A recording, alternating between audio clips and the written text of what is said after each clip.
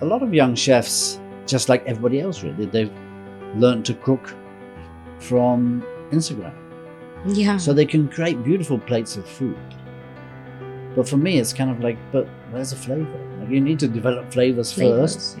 I'm forever talking about vegetarian food in Bengal. It's probably the best food in the country. Absolutely. Best vegetarian food in the country. Absolutely. Bengalis never talk about it. They're just forever going on about their kosher mangsho and their march. Yes. But really, the Bengali vegetarian food is the best in the country.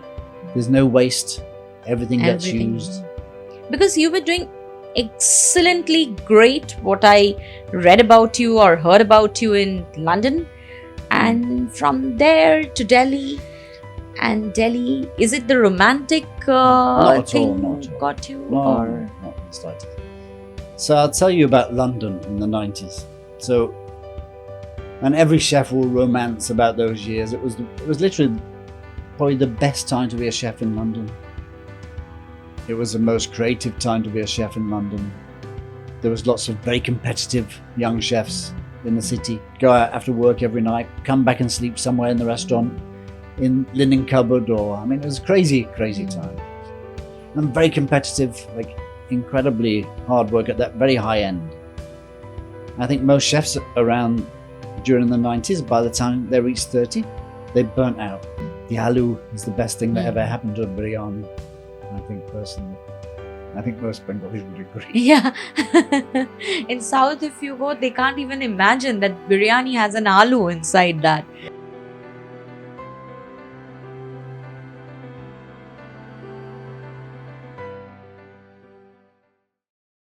Hi, I'm Dr. Moon Chattaraj, the prosthodontist, and today I'm not going to talk about dentistry at all because the most handsome and hot man is just sitting beside me, and he's no other than Chef Shaun Kenworthy.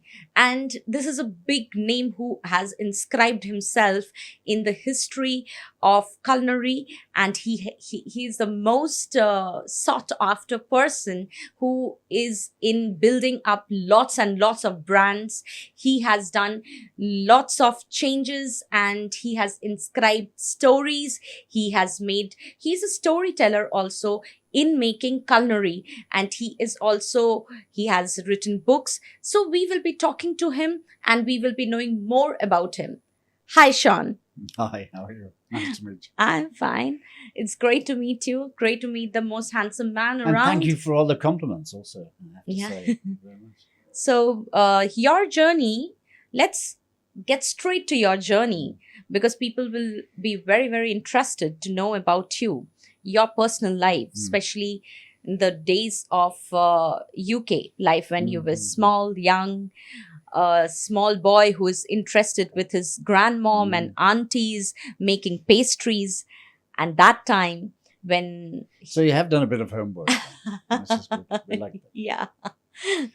So you were mostly into that and you were inside the kitchen. You wanted to make pastries. You have made your own brand that time, a small brand where you used to give chocolate cakes in a tin box and used to give in churches. Feels I've done many things. Well, that was actually a couple of old aunts of mine, which were spinsters, that baked cakes for the church all their lives, really.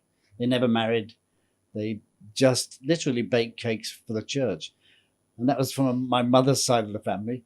But otherwise, in my family, there was no talk of religion at all, really. Just these two old aunts, really. But obviously, I was a tubby kid when I was little. And going to their house with all these like tins of cakes and pastries was always a nice thing. I think in many ways, perhaps what made me want to be a pastry chef in the first place, actually, which I was for many, many years. I think that was your inspiration. Partially. And my grandmother being my other, I think. So my grandmother, my mum was a working mum. I spent almost all my time with my grandmother when I was a kid growing up. Every school holiday, I'd be there. I'd go there every day for lunch after school. And she was a good, hearty kind of like cook. No frills. Okay. Just really good, hearty food. And also probably, I think to a certain extent, an inspiration in lots of ways, just with the sheer simplicity of how she used to cook. And very simple, delicious food. She was always wearing little pinny, as we'd call them, little Yeah. apron. She was always running around the house, either dusting or cleaning and cooking. And like I say, I spent so much time with her. So yeah, I mean, she's very much an inspiration. In So, my life. what did you think that you dropped out at age of 16 from school and you said that nothing, I'm not going to do this and I want to, want to get into cooking and become a chef? And so was a lot of chaos around you? Your parents didn't like it about it, or they were encouraging? So I grew up very simple, working class Manchester. My father was a steel worker. Both my grandfathers were steel workers. In fact, one of my grandfathers had been a miner at one point. Oh. So very simple, humble beginning.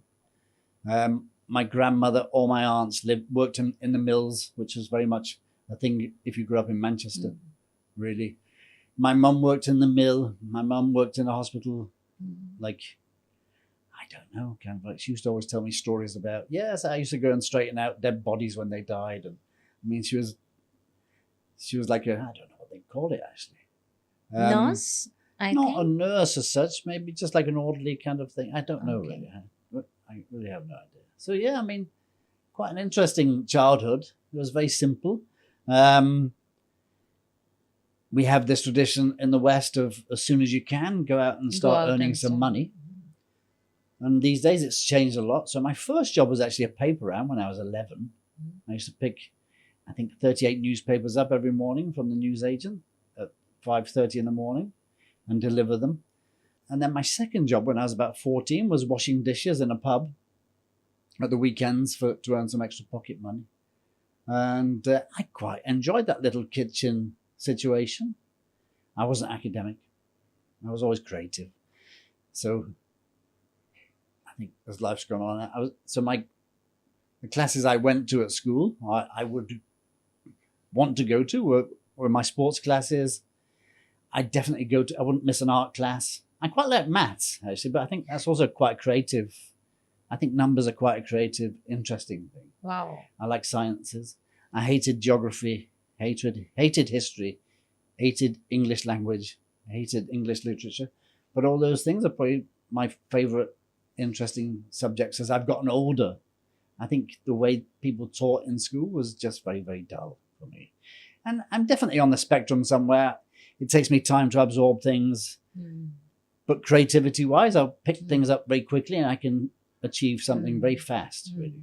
Especially with teams and things. When it comes to creative aspects, I've always painted in my spare time. I've written in my spare time always. So that Yes, creative you have a aspect. book already Yes, I have a released. book, That is which we can come to. Yeah, so I think I was bound to go into some sort of creative that field. is, I think, culinary chaos romance. Curry chaos romance. Curry chaos. Yeah, it was a bit of fun. Anyway, so that was kind of like, so I wanted to document with that all the stories I'd heard in my years in Calcutta about the golden years of Calcutta, the Park Street years, the Chowringhee years, all those great clubs that nobody knows about anymore, like the 300 Club. And I mean, when Calcutta was a bit of a den of iniquity, really, the goings on that happened in Calcutta. And I wanted to document all these stories. I thought they were I fascinating. really want to know your journey when you were there in London and you were doing so well as a chef. You started over there. But after that, you got posted, I think, in Delhi. And from there, you came to Calcutta. And you didn't feel like going back. And Do you want me to tell you the whole story? I mean, the whole story is quite... So I grew up in Manchester. I started cooking in Manchester. Because you were doing excellently great, what I read about you or heard about you in London. And from there to Delhi. And Delhi, is it the romantic Not at thing all, not at all. got you? No, or not in the slightest. So I'll tell you about London in the 90s. So, and every chef will romance about those years. It was literally probably the best time to be a chef in London. It was the most creative time to be a chef in London. There was lots of very competitive young chefs in the city. It was very unorganized in an organized Mm. way. We used to work 15, 16, 17-hour days. We'd go out after work every night, come back and sleep somewhere in the restaurant, in linen cupboard, or I mean, it was crazy times. And very competitive, like incredibly hard work at that very high end. I think most chefs around during the 90s, by the time they reached 30, they burnt out. They were, for years, you'd lived off like 4 hours sleep or something. Oh my God. For literally years and years. And you slept in the most ridiculous places, really. And work was everything. There was nothing else beyond that, really. And I got an opportunity to be part of something called the World Gourmet Summit in Singapore, which happens every year. I was working at a restaurant called Quaglino's. We ended up as a guest restaurant there for 2 weeks. I met lots of people from Asia. I got offered jobs in places like Singapore, Hong Kong, in Australia. And this guy from Delhi, Rohit Khattar, kept pestering me, actually. It was quite interesting. And saying, come to India, we're doing lots of interesting things. And eventually I thought, okay, I'll go to India for a year. He was paying me an okay amount of money. He offered me 4 return flights that year. And I thought, okay, let me catch up on some sleep. Go to India for a year, catch up on some sleep, learn a bit of something about a new culture, and try and maybe stop drinking so much and stop smoking and maybe get a little bit healthier, which all those things came with being a chef in the 90s, I think. And it was a very tough time, but I'd never change it for anything. It was brilliant. So came to Delhi, spent 1 year with him, expected to go back. In fact, I was working for a company called Conran Restaurants, and we just opened a restaurant in New York called Alcazar. And I'd said to them, let me take a year out and I'll come back. I'd love to spend a year in New York or 2. And it was always something that I'd thought about doing. And just before that 1 year contract got over, 9/11 happened. Yeah. And a lot of people can't remember what happened during that time. It was almost like COVID. Yeah, Like absolutely. literally overnight, major cities in the world practically shut down.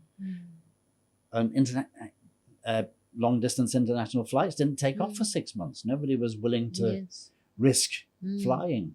So immediately restaurants started closing in London, New York, all these places, literally overnight. And I was lucky to have met Priya Paul's mother that year, Shireen Paul. And she'd said, my wife owns a small group called the Park Hotels. If you're thinking about staying in India, then maybe there could be an opportunity for you. Luckily, I spent 4 years with the Park, 3 years with the Park after that. I think we did some great things at the Park in Calcutta at the time. It was a changing time for the Park also. During that time, we opened the Park in Chennai. We launched a Park in Delhi. And the last thing I did before I left APJ was relaunch Fleury's back in 2004. You redesigned the pastries, you redesigned everything, and it's impeccable. Actually, my son, every Sunday, he needs to go to Fleury's for pastries. So Fleury's is an incredible brand, really. I mean, it's also something quite close to my heart, Fleury's as well, because I did spend those initial years, and I worked on and off as a consultant over the years as well, celebrating their 100th birthday next year, which is quite interesting, I think. But yeah, I mean, it's a brand that's so close to so many people's hearts in the city. Yes. And people still talk to me about Fleury's and, chef, what are you doing? And I'll say... So coming to it, that you being a pastry chef, you being in this profession, like you're an ace of this profession. But nowadays things are changing. Nowadays people, like, if they want to go out with their friends and family, they want to get an experience, and food has not even become, it's a taste of the palate, it's like an experience. So fine dining has come up. So what do you have to say about that? Because I know they are pretty expensive to go, but people are opting that, and people want that experience. So if I go back to when I first started my career in Manchester, I remember it was a very different world also then. Dining was only for a very few people. Not many people dined out. And I remember the Portland Hotel in Manchester. There was a French restaurant. The menu was written in French, and there was no right-hand side column. Oh. And it was more or less, I mean, it was almost such a superior thing to go and dine in a premium, let's say, hotel restaurant in those days, that if you couldn't read French and you had to ask the price, then maybe you shouldn't be there. So that's how premium dining was once. I think as of today, obviously the industry's changed so much and it's constantly changing. I think that's, as a creative person, and obviously I still have my heart still kind of like is very much bread and chocolate based, but I work on so many different projects in every aspect. But I think for a creative person that grew up in let's say in the kitchens that I did, which were very kind of like French, very disciplined kind of like spaces. I think once you understand all of that, then it's easy to fit into any situation, really. So for me, the creative aspect and constantly being creative and constantly keep coming up with new concepts is what still excites me the most. And I don't think that's ever changed, really. So today, yes, dining is constantly changing. It's becoming much more casual than it ever was. People go out and dine 2 or 3 times a week rather than maybe on a special occasion 2 or 3 times a year, how it probably used to be once. In-home dining as well, which is also something that's taken over the globe. Yes. So we have so many people going out to bars and restaurants on a daily basis. But we also have people ordering from those bars and restaurants to their homes as well. So yeah, I mean, it's interesting, all the changes.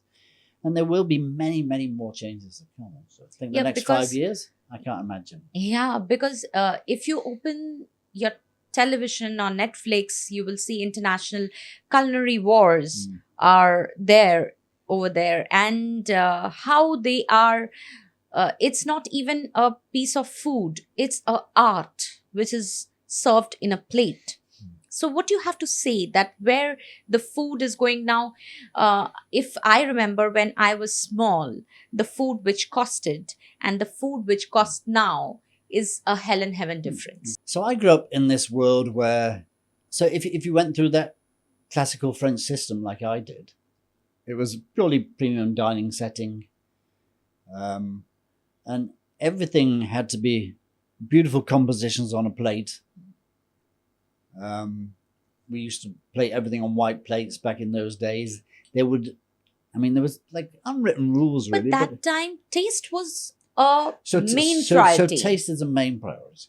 Always is. But now it's not like that. I'm forever kind of like wanting to beat chefs up for creating beautiful plates of food, which they've... So a lot of young chefs today, I'm not saying all, there's some brilliant young chefs that have also worked in good kitchens and learned properly. But a lot of young chefs, just like everybody else really, they've learned to cook from Instagram. Yeah. So they can create beautiful plates of food. But for me, it's kind of like, but where's the flavor? Like, you need to develop flavors first. Yeah. And that basic thing that you're presenting has to be the best thing you can put on the plate before you even think about making it look pretty. True. So this tattoo here is quite interesting. I mean, I put this on my arm because of young chefs, actually. So it's a Japanese, two words in Japanese, umami, it means. So umami is our 5th taste sense. But the literal translation in Japanese is delicious taste. And I think for me, obviously, umami is this 5th taste sense. It's a sense of something intensely savory. But I think that the concept of delicious taste and creating that is something it's a very easy thing for me to explain to youngsters, really. It's kind of like, if you can't create something delicious on a plate, then whatever you do to it, and I'm not going to use bad language on your podcast, but I have certain ways of making people understand that if something is not delicious, then it's not fit for the guest.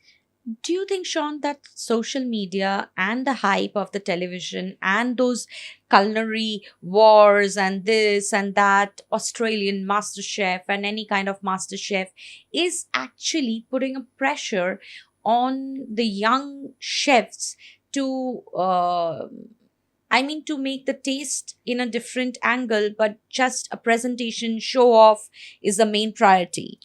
So certain chefs, for sure, I think. But there's also this like underground current globally, which is about going back to basics. In France, they've always referred to it as le cuisine de grand-mère, like grandmother's cuisine. Yeah. Where it's just about cooking something delicious, and that's really all you need to do. Really, like what, and a lot of, there's a lot of people that will say today, even just about health and diet. If you eat like your grandmother did, then you'd probably be much better off than eating all the processed foods that we get to see. So for me, I think food, however simple it might be, still needs to look delicious. It still needs to look beautiful. And that's just my upbringing, really. I need to make something look a little bit prettier than just a hunk of meat or a plate of rice. For me, it's kind of like, it just needs something else somehow. It's just the way I've been brought up. It's a food for soul. Yeah, and I think, and obviously you eat, well, you see, you eat with your eyes first before you eat. Yeah. Even if it's just a big plate of biryani. There's also something that goes back to your childhood. There's memories of certain things, which we all have. We have this great olfactory system that reminds us of things that we tasted. Even me today, I can write a menu and taste that dish before I've eaten it, just because I know how that combination of flavors works. But sometimes I'll eat something and it will remind me of when I was maybe 11 or 12 or something. And that's just the olfactory system remembering things from before. Even sometimes I might walk past a lady with a certain perfume on and it takes me back to being 18 again. And again, that's that olfactory system, which I think a lot of people forget about, that sense of smell when they're thinking about food. But that is very, very important. Of course. So it's something that's completely different for every human. Everybody has this relationship with food that's very different to the next person and the next person and the next person. But that olfactory system also initiates the want of the food or the hunger. It is very, very important. So there's this whole thing, which I do with young students. It's kind of like, just close your nose and eat something. What do you taste? And you can't taste anything unless there's a circulation of air going up into your olfactory system to get you to sense something. All you can taste is sweet, salt, sour, and bitter. Otherwise, nothing more. Which is always something that always shocks youngsters. It's kind of like, oh, we never knew that. So, Sean, coming back to, again, the rat race or the Michelin chefs, the stars they carry, the Michelin chefs, the collar they put up, and to the world, they are the most expensive chefs in the world. So what is the take on that? What do you have to say for that? So obviously as a chef and somebody that's like so involved in the industry at every level, I mean, I have my own ideas about Michelin and always have had, really. I mean, I've worked in a couple of Michelin restaurants when I was younger, but that kind of career trajectory never really interested me too much. I think really premium, high-end Michelin-starred restaurants are very few and far between anyway. You'll still find a lot in Europe. You'll find big numbers in Europe, big numbers in Japan. But really at that very premium segment end where you're paying at least $500 for a meal or something, there's very few of them. And there's very few of those chefs also, realistically. But I think below that, there's enormous amounts of brilliant restaurants run by brilliant teams that create incredible plates of food and incredible experiences. I'm not the biggest promoter of following that Michelin guide and roaming around the world, if I'm honest. I think look for... Do you think that is a bubble which is going to burst very fast? Well, so the Michelin guide goes back to when was it, 1911 or something. I mean, it's an old thing. So I worked in one of the most beautiful restaurants in the world when I was in my early 20s, which changed my life actually, at the old Michelin building in London. And Michelin was a tyre brand actually. So the history of Michelin was about they wanted to sell more tyres. I don't know if you know this story. Yeah. They wanted to sell more tyres. They thought people aren't driving around enough. If we give them places to visit and make a guide, then they'll drive more. They'll need to buy more tyres. I mean, which is a fascinating story, really, in itself. And obviously, I think Michelin is probably reaching the end of its kind of like lifespan. Obviously, and they're also just trying to make the most out of whatever restaurant they can at the moment and make celebrity, I think. Or the people who are investing are. I think that bubble's almost come and gone, really. And Michelin will become something else. I mean, there's the star rating, there's Michelin knives and forks. There's many different categories of Michelin. Many different categories. Right? You can even get Michelin, you can get keys for rooms. And so there are many. So I think that very premium 3-star segment is, again, just for the very few. There's very few restaurants that are in that segment. And it's open to very few people in the world anyway, really. Only either people that want to be part of that or very high-end food connoisseurs. So being in this industry for such long time, where you see the food industry will be going, it will be setting up its goal in fine dining, or it will be back to mom's kitchen? I think fast casual has a very, very long lifespan. Nobody wants to get dressed up to go out for dinner anymore. I remember if you went back to the 90s, 2000s, in Europe, in the US, bank managers would wear a suit and tie and take out their very, very high-end premium client. Spend lots and lots of money on big lunches, big dinners, be buying vintages of wines and things because they wanted to get that $1 million deal. But people don't do business like that so much these days. And even a bank manager or somebody in finance wants to go out in the evening to a cool bar in a t-shirt with his clients. Absolutely. Doesn't want to Just live want that to life. relax with. Yeah. So fast casual is, whether it be lower end or premium end, is where the market's going to be for a long time to come. I think the traditional Western context of fine dining was people sat very miserably a lot of the time around a table, sitting in front of one plate of food. But I think they are sitting for the 13-course meal to come. not necessarily always, but maybe even 3 courses or 4 courses. But I think small plates, lots of small plates, lots of sharing plates is the way Indians have always eaten anyway. Yeah. The way Asians have always eaten. And I think even the rest of the world want variation. Somebody wants you walk into a bar, even in London, for instance, and there'll be some Asian flavors, there'll be some local flavors. People want a bit of variation. Nobody really wants anything particularly specific anymore, which is also very exciting, I think. Small plates, lots of them, lots of variety. The cocktail industry is going wild at the moment, I think. So drink, or let's say cocktail associated and food also programs. Cakes and pastries, they are in a different level of artistry now. They are. I tend to refer to them as spaceships because I really like traditional desserts. I mean, that's where I grew up.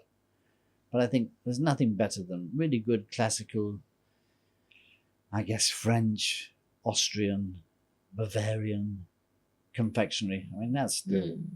I mean, all these things are derivatives of that anyway. Absolutely. Just made prettier. But still, like, you can't take. If you go into a beautiful patisserie in Paris or anywhere in France, the quality of product in its simplicity will be far more superior than anything that looks like a spaceship. If you ask me personally. Yeah. But also on the flip side of that, there's also this, I mean, day by day, there's more and more people that are wanting to stay away from things like that and become more and more healthy. Yeah. People are now realizing health is more important Yeah. than these things, because most of these art are made up of chemicals, more of the chemicals which is Not introduced. necessarily, I don't think. I mean, it depends what segment you're in, actually. So, Yeah. it's quite interesting. So, a friend of mine, obviously, You put nitrogen oxide to just, No, but liquid nitrogen as a medical woman, Yeah. it's nothing. I mean, Yeah. it's just a cooking technique. It's just a cooking skill, really, just as you use it for anything else. Obviously, in a freezing style, but it's still just a method of cooking, really, in the modern day context. And there's not much of that going on, and for most of India, it's been banned anyway because people have been injured. It's a dangerous. Yeah, it's it a is. dangerous thing. It is. So there's this like obsession towards sourdough at the moment, Yeah. which I think will also wane at some point in Yeah. time. I mean, bread Yeah. is bread Yeah. at the end of the day. I mean, good bread is good bread. Good bread. in my mind. Absolutely. Good pastries, good desserts are good pastries and good desserts. Whatever you do to them, Taste is the main priority. taste is by far the main priority. And the same with good food as well, really. So a friend of mine sent me an image at the Madan of one of those big trunks full of pastries, like quite romantically, he sent. And obviously, Bengalis are so romantic about mishti in any Yes, form. Absolutely, any form. And I just replied to him saying, I mean, it's quite cute. I've always loved seeing those trunks myself, really, but I'd be frightened to death to know how they're made, what they're made with, what ingredients they use to make Yeah. those things. So I think as time goes on, just like in Europe, I think the French have always been the most famous for that. Even if you don't earn much money in France, you'll spend a decent amount of money on something that's very good quality. True. The French just won't buy rubbish. So they'd much rather have smaller meals, but high quality meals. I think as time goes on, people are constantly thinking more and more about what they're eating, what's going into their body, how it's being made, what ingredients are working for my gut, let's say. Like I suffer from IBS, I have to be very careful. Yeah, absolutely. So, I mean, I've eaten everything in my life, but as I'm getting older, I have to be careful. So what do you think? And nowadays, more and more women are, especially they are working, and it's not the same like our mother and grandmother. They used to prepare food at home. Where the food industry is going to take us, I think it's a big opportunity you see for that. Yeah, I think it's more. So supermarkets are still a very nascent kind of like thing currently in India. But if you look at the rest of the world, it's supermarkets that dictate everything. Yeah. And if you look on the shelves, you'll have ready to eat, ready to cook, defrost and cook, cooked from frozen. But those things also get better quality every year. So if you want a supermarket like a Marks and Spencer's in the UK or any of those premium supermarkets, they'll have very premium quality food on the shelves, which you just take home and eat. Like fresh soups that have a 1-day shelf life. So I guess that's something that's not even started yet in India, but that's really where the future is going to be, I guess. And yeah, obviously, I think post-COVID, less and less people have a cook at home. Yeah. Obviously, as grandparents come and go, more and more people leaving that family space want something convenient. Really. And I remember another friend saying, was it or maybe something I'd read, and it was about when those early groups of Indians first went to the UK and America, instructed by their family that you have to cook fresh food every day. But once they realized they have a deep freezer and a refrigerator, there was no turning back for them.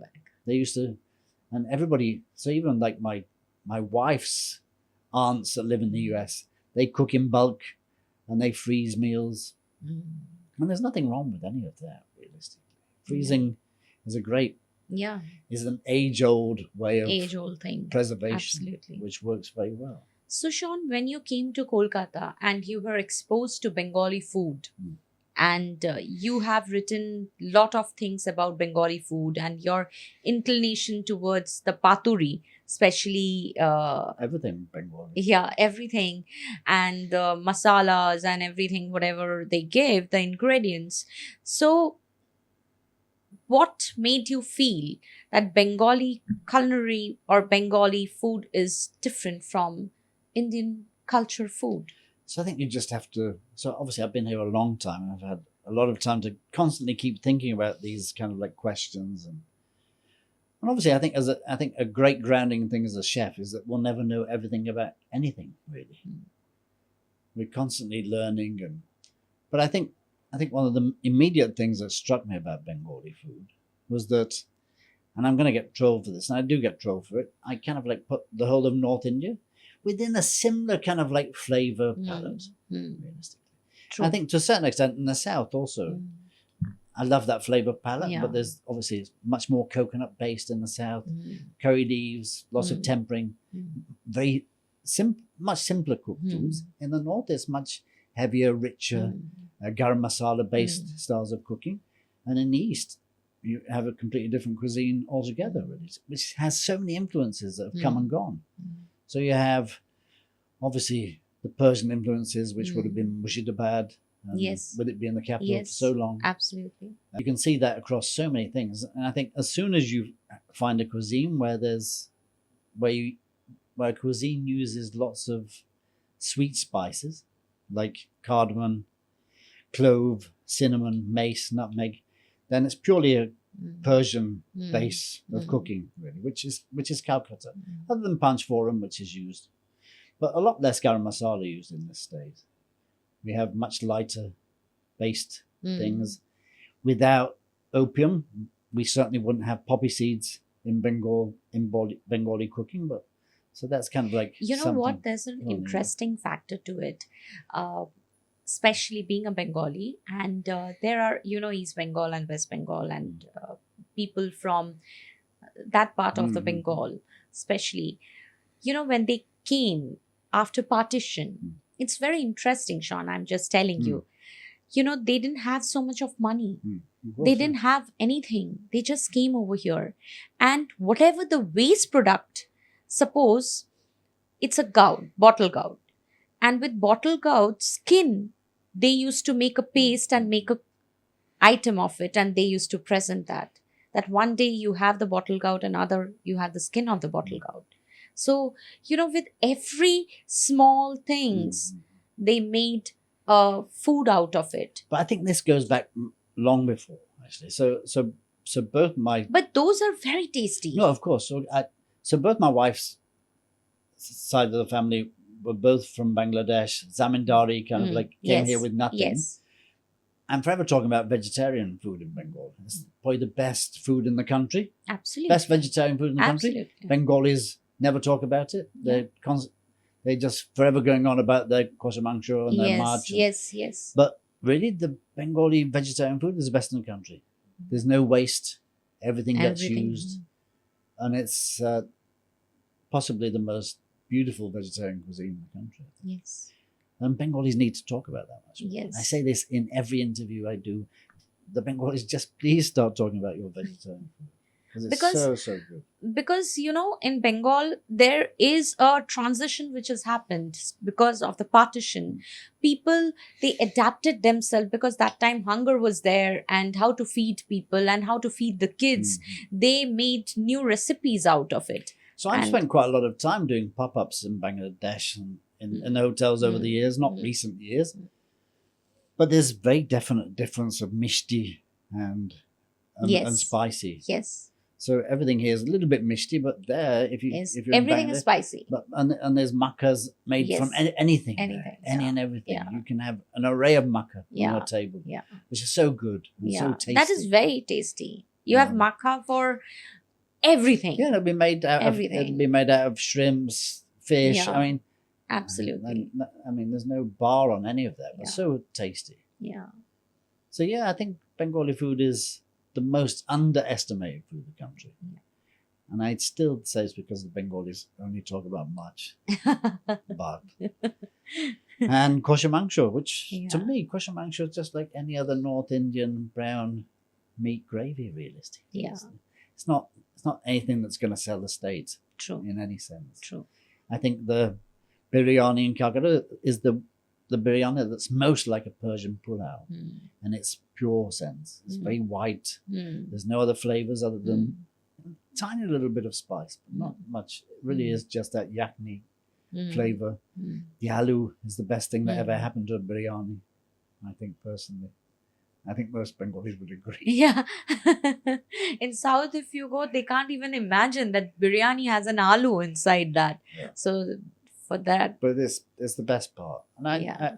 when I have people traveling from around the world or from around the country, I always take them to eat biryani, just to eat the aloo in the biryani, and ask them, how delicious is that aloo? Is that aloo? And so in France, we call something that's a potato that's very slow cooked a confit potato, confit aloo, or pomme fondante. But for me, it's the most delicious. It's been sat there in all that ghee and meat juices and for hours and hours and hours. It's the most tasty piece of potato you'll ever eat.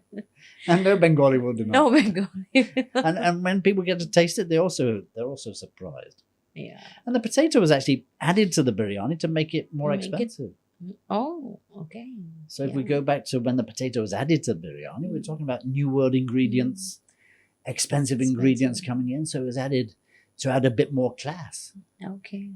To make it more expensive and more. Okay. Talking about expensive and talking about business, now I really want to know Shaun as a chef and Shaun as a business person, what difference and what you are perceiving yourself when you sit and see? So I've been very lucky for the last 20 years to mainly consult. I've not owned anything. I think I'm very good. I think I'm much better at advising people how to do business than I am at doing business myself personally. And I know Indian businessmen are much better at doing business than I am also. And lots of people have listened and done incredibly well. But for me, I mean, so there's two sides of me, really. There's this person that gives advice and works with teams and tries to nurture teams, tries to get people to be able to expand their businesses, how that makes sense, how to make money out of food and beverage, which is also not a simple industry. So there's that side of me, but there's also this itchy, still creative chef that wants to create interesting brands. And I still do pop-ups. I still do all sorts of things where I'm still in the kitchen. And I need that out there as well, really. I still need that because that creative chef in me is still an 18-year-old, I think. True. Because I think that was your calling from the childhood, from 10, Shaun from 10 to Shaun now. That is the just to be intrinsic. I mean, I think quality a lot you of have. young chefs probably come into the industry wanting to be creative and enjoying that aspect. Yes. Obviously, the more senior they become an executive chef in a hotel. They just end up sitting in an office with finance breathing down their neck about numbers. And they end up just playing a numbers game sat in an office, which I did it for a short while, but it didn't suit me at all, really. I wanted to be out there. I wanted to be more working with teams. And I still enjoy being with guests, which is, I mean, I think being a chef is an incredibly tiresome space, actually. I know that sounds awful, but we spend our whole life socializing. We spend our whole life with guests. We're forever being social. And I need my downtime from that. And there's nothing to do with the guests. It's just that it's the creative instinct. But it's just a big part of the job to be with guests, chatting with guests, listening to guests, moving around the country, meeting new people every day in different social settings, which is great, but it's also tiring. I think anybody that does those kind of things for a living, like in the last month, I've been in 3 different. I was up in Himachal. I did a pop-up in Gurgaon. I just came back from Bangkok. So you think that Shaun, if he was not a chef, then what he could be? A traveler? So chef would be an artist for sure. Okay. So art's always been simmering. I've not always painted, but I've painted a lot.